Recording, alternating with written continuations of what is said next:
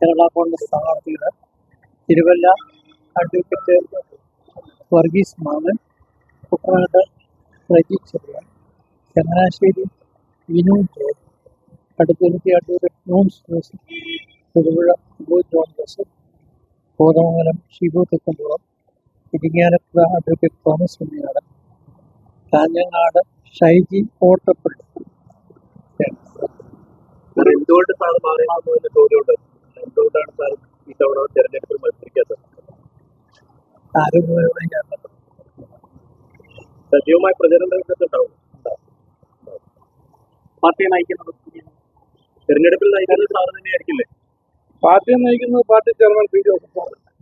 പാർട്ടിയുടെ ഞങ്ങളുടെ ഏക നേതാവ് ജോസഫ് സാറാണ്. അദ്ദേഹം പാർട്ടിയെ ശക്തമായി നയിക്കും. സാറേ, ഈ 2 സീറ്റുകൾ ഇത്തവണ നഷ്ടപ്പെട്ടിട്ടുണ്ട്. അക്കാര്യത്തിൽ പ്രവർത്തകർക്ക് വലിയ വികാരമുണ്ട്. എങ്ങനെയാണ് അവർ കൺവിൻസ് ചെയ്യാൻ പറ്റിയത്? അത് വൺ ടൈം തവണ മാത്രമാണ് പ്രത്യേകമായി കോൺഗ്രസ് നേതൃത്വം പറയാം. തൃക്കരിപ്പൂരിന് പകരം കാഞ്ഞങ്ങാട് അതെന്തുകൊണ്ടായിരുന്നു? കുടിയേറ്റക്കാരുള്ള സ്ഥലം ഇടുക്കി അടുത്തുകൂടി നമുക്ക് തിരിച്ച് എന്നാണ് പറഞ്ഞിരിക്കുന്നത്. ചിലപ്പോൾ ഇടുക്കി വിട്ടുകൊടുത്തിട്ടുണ്ട്. അപ്പൊ അവിടെ വിജയിക്കാനാകുമെന്നാണ് പ്രതീക്ഷ. കാരണം അവിടെയുള്ള ഭൂരിഭാഗം നേതാക്കളും അണികളും ഉൾപ്പെടെ സാറിനെ നേരിട്ട് കണ്ട് നമുക്ക് അതൃപ്തി രേഖപ്പെടുത്തിയിട്ടുണ്ട്. അപ്പൊ അതിൽ കാര്യമുണ്ടെന്നല്ലേ?